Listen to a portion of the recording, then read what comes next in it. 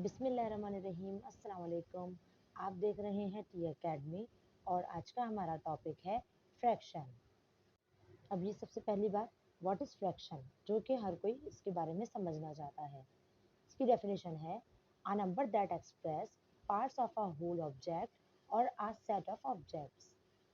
इससे मुराद ये है कि a number that express parts of a whole object, जैसे कि कोई भी पूरा एक ऑब्जेक्ट है, कोई भी एक चीज़ है, उसके कितने हिस्से हुए हैं, तो जो एक्सप्रेस करे मतलब ज़ाहिर करे, वो कहलाता है फ्रैक्शन। जैसे फॉर एग्जांपल, आपके घर में एक पिज़्ज़ा है, उसके 8 हिस्से हुए हैं। उन 8 हिस्सों में से 2 स्लाइस अगर हम कहें तो आपने खा ली, तो कितना था? एक चीज़ थी, उसके 8 हिस्से थे, 8 में से 2 आपने खा लिए।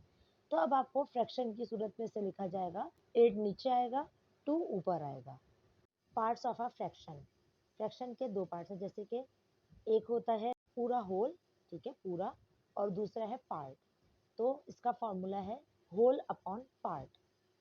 इसके अंदर 2 नंबर लिखे जाते हैं, एक ऊपर पार्ट की तरफ, मतलब जितने हिस्से इस्तेमाल हुए या जितने हिस्से कलर हैं या कोई भी आपको इसको जाहिर किया जाए, ये जितने हिस्से आपने खाए, जो भी होता है एवरीथिंग, वो ऊपर लिखा जाता है।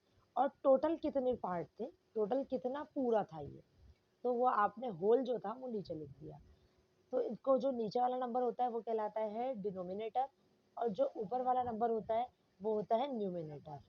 जैसे अब हमारे पास है एक सर्कल, इस सर्कल के 2 हिस्से हैं, लेकिन जो इसका पार्ट है वो कलर्ड है, तो इसी तरह हम लिखेंगे 1/2, क्योंकि 2 टोटल इसके पार्टीशन है और 1 कलर्ड है। अब इसी तरीके से एक सर्कल है, इसके टोटल 4 पार्ट हैं, लेकिन इसके 2 पार्ट्स जो हैं वो कलर्ड हैं, तो हम लिखेंगे 2/4। अब ये एक सर्कल है, इसके टोटल 6 पार्ट हैं, लेकिन उसमें से 3 पार्ट्स जो हैं वो कलर्ड हैं, तो अब हम लिखेंगे 3/6। अब ये एक सर्कल है, इसके टोटल 8 पार्ट हैं, जिसमें से 4 जो है वो कलर्ड हैं, तो अब हम लिखेंगे 4/8।